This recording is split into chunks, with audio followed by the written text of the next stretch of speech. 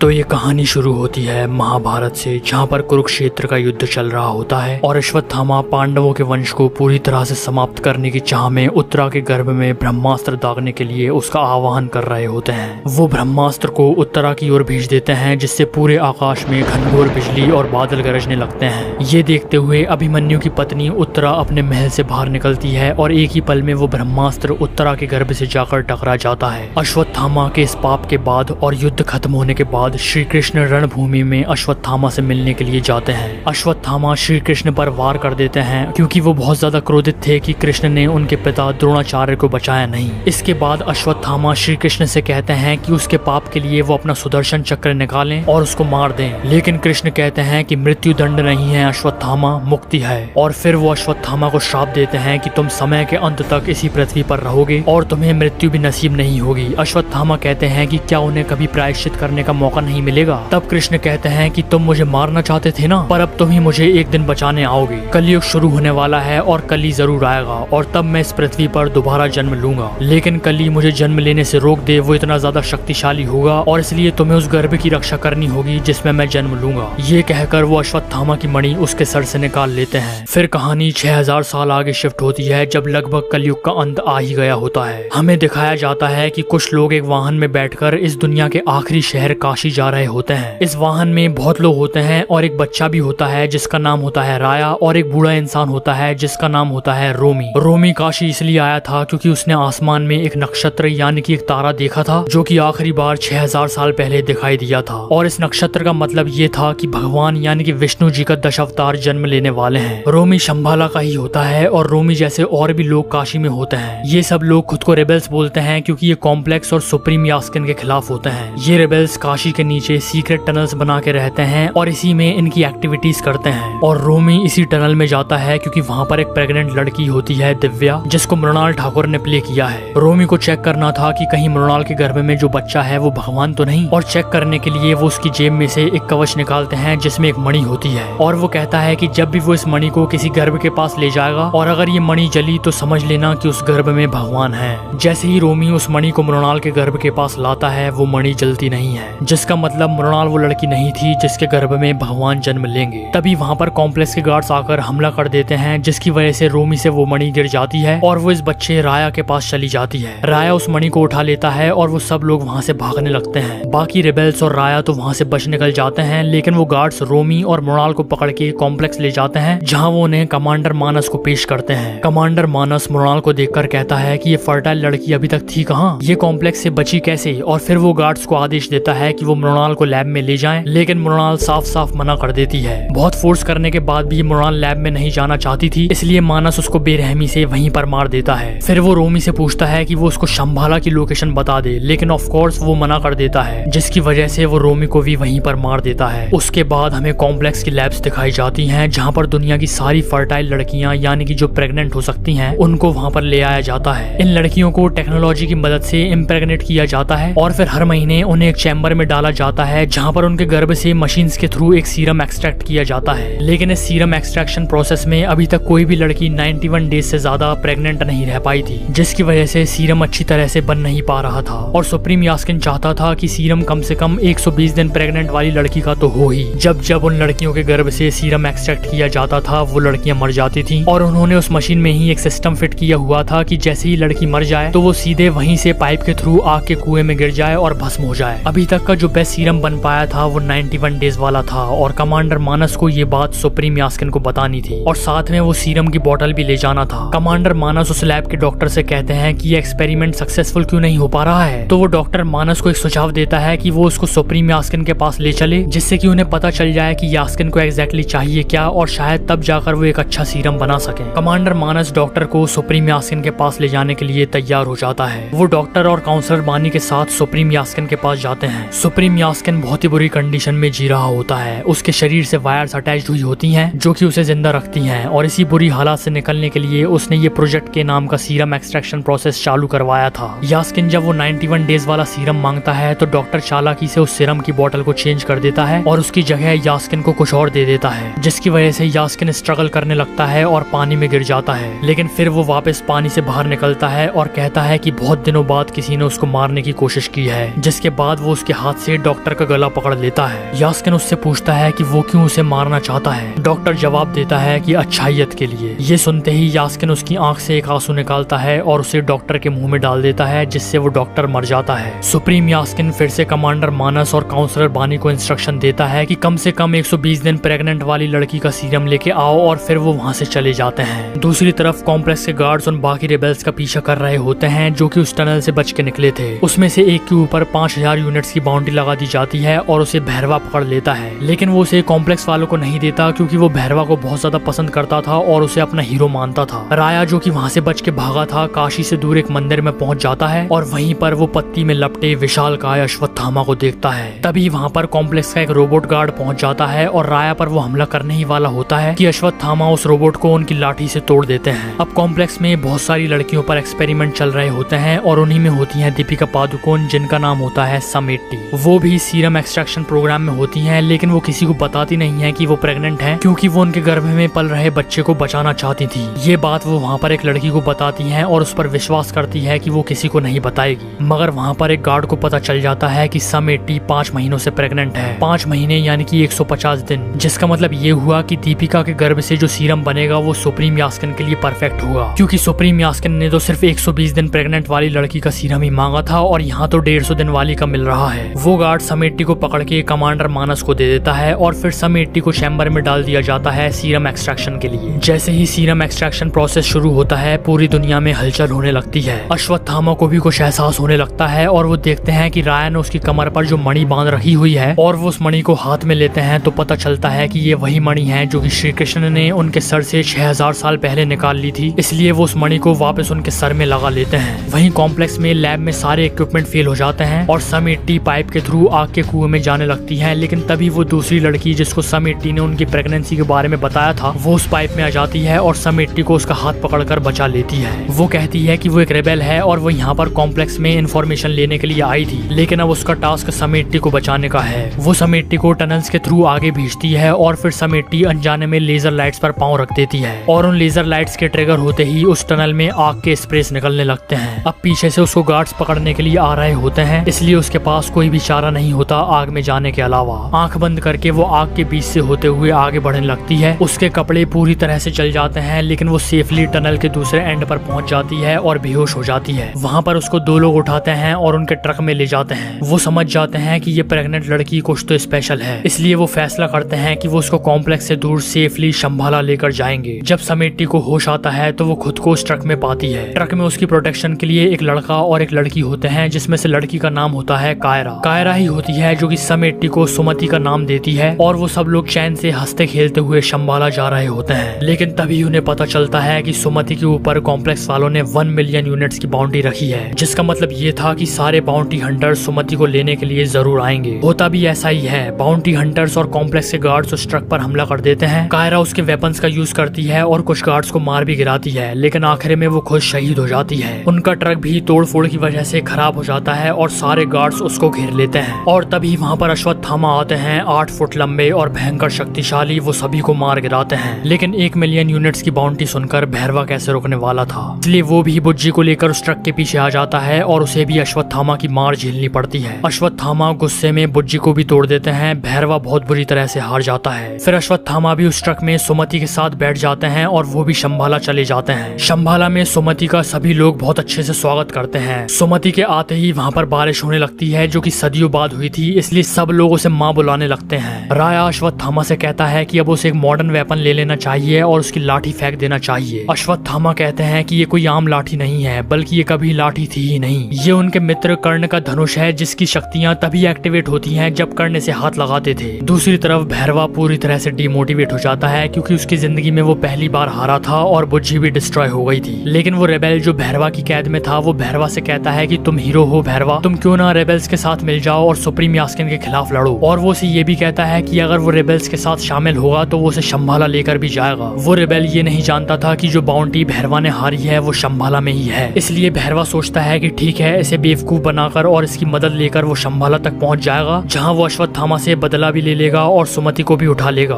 अब उसके जीवन में फिर से मोटिवेशन आ गया था और वो उसकी सारी यूनिट्स बुज्जी पर लगा देता है और उसको बहुत ज्यादा हाईली अपग्रेड कर लेता है। फिर अगले दिन वो उस रेबेल के साथ बुज्जी में बैठकर शंभाला जाता है। वहाँ वहाँ पहुंचकर वो सबसे पहले तो उस रेबेल को बेहोश कर देता है और उसके बाद अश्वत्थामा के सामने जाता है, लेकिन भैरवा बन के नहीं, खुद अश्वत्थामा बन के। उसने उसके डुप्लीकेट टैग का यूज करके अश्वत्थामा का भेस ले लिया था, लेकिन भेस लेने का मतलब ये नहीं था कि वो अश्वत्थामा जितना शक्तिशाली भी हो गया है। अश्वत्थामा एक बार फिर से उसको आसानी से हरा देते हैं और भैरवा उसके फॉर्म में वापस आ जाता है। तभी बुज्जी अश्वत्थामा पर मिसाइल से अटैक करती है, लेकिन अश्वत्थामा उस मिसाइल को पकड़कर बुज्जी पर ही फेंक देते हैं और इसके बाद भैरवा बुज्जी में बैठता है और रोबोट में तब्दील हो जाता है। इसी बीच क्योंकि एक बाउंटी हंटर ने उस ट्रक पर एक ट्रैकर लगा दिया था, तो उस ट्रैकर को ट्रैक करके कमांडर मानस उसकी फौज लेकर शंभाला पर अटैक कर देता है। सुमति को इंस्ट्रक्शन दिए जाते हैं कि वो बाहर ना निकले, लेकिन वो दूसरों की मदद करने के लिए बाहर निकल आती है और एक धक्का लगने की वजह से वो ब्रिज से नीचे गिरने लगती है। अश्वत्थामा उसे पकड़ लेते हैं, लेकिन उनका हाथ फिसल जाता है और सुमति का हाथ छूट जाता है। सबको लगने लगता है कि शायद अब सुमति बचेगी नहीं, लेकिन तभी भैरवा उसको बचाने के लिए छलांग लगा देता है। वो सुमति का हाथ पकड़ लेता है और उसको पकड़ लेते हैं अश्वत्थामा दोनों को ऊपर खींचते हैं और भैरवा को जोर से पंच मारते हैं, जिससे भैरवा बेहोश हो जाता है। फिर कमांडर मानस अश्वत्थामा को बहुत ही स्ट्रॉन्ग जाल में जकड़ लेते हैं और अश्वत्थामा अब मूव नहीं कर पा रहे होते हैं। वो सुमति को पकड़ता है और उसकी शिप पर ले जाता है। तभी जहाँ पर भैरवा गिरा पड़ा था उसके पास ही अश्वत्थामा की वो लाठी भी पड़ी हुई थी, जो कि एक्चुअल में कर्ण का धनुष था। उस धनुष पर एक पत्ता गिरता है, जिसकी वजह से वो धनुष भैरवा के हाथ में आ जाता है। और जैसा अश्वत्थामा ने कहा था कि इस धनुष की शक्तियां तभी एक्टिवेट होंगी जब खुद कर्ण इसको पकड़ेंगे, तो वैसा ही होता है। भैरवा के छूने से धनुष में शक्ति आ जाती है और भैरवा भी होश में आ जाता है। ये देखते हुए अश्वत्थामा शॉक हो जाते हैं। फिर भैरवा उस धनुष को कमांडर मानस की छाती में घुसेड़ देता है और उसे मार देता है और सुमति को बचा लेता है। लेकिन जैसे ही वो सुमति को बचाता है तो वो एकदम से भौचक्का हो जाता है कि अभी अभी उसके साथ हुआ क्या, और उसे सिर्फ इतना याद रहता है कि वो सुमति को पकड़ने के लिए यहाँ पर आया था और इसलिए वो सुमति को बुज्जी में डाल देता है और वहाँ से बुज्जी को उड़ाकर ले जाता है। राया अश्वत्थामा से पूछता है कि ये है कौन। तब अश्वत्थामा फ्लैशबैक सीन में पहुंच जाते हैं, जहाँ पर अर्जुन अश्वत्थामा से लड़ाई कर रहे होते हैं। अर्जुन अश्वत्थामा पर एक ऐसा बाण चलाते हैं जो कि कोई भी नहीं रोक सकता था, लेकिन तभी उन्हें बचाने के लिए उनके पीछे से कर्ण आते हैं, जो कि अर्जुन के तीर का जवाब देते हैं। कर्ण अर्जुन का तीर तो निष्कासित करते ही हैं, लेकिन वो एक और बाण चलाते हैं जिससे अर्जुन का रथ 2 कदम पीछे खिसक जाता है। ये देखकर श्री कृष्ण कहते हैं कि ये शत्रु बहुत ही ज्यादा शक्तिशाली है, इसने उस रथ को पीछे किया है जो कि अग्निदेव ने प्रदान किया है, और हनुमान जी भी इस रथ पर झंडे के रूप में विराजे हुए हैं और खुद सारथी के रूप में कृष्ण जी तो हैं ही। कर्ण को भी खुद प्रभास ने ही प्ले किया हुआ होता है। और इसके बाद हमें सुप्रीम यास्किन का एक मिड क्रेडिट सीन दिखाया जाता है, जिसमें वो सुमति का एक बूंद सीरम उसके शरीर में डाल लेता है। उसको मैंने पूरा इस वाली वीडियो में एक्सप्लेन किया हुआ है, तो क्लिक करके जरूर देख लेना और इस वाली वीडियो को लाइक कर देना, शेयर कर देना और चैनल को सब्सक्राइब करके ऑल नोटिफिकेशन ऑन जरूर कर लेना और देखते रहिए सुपर नेस्ट।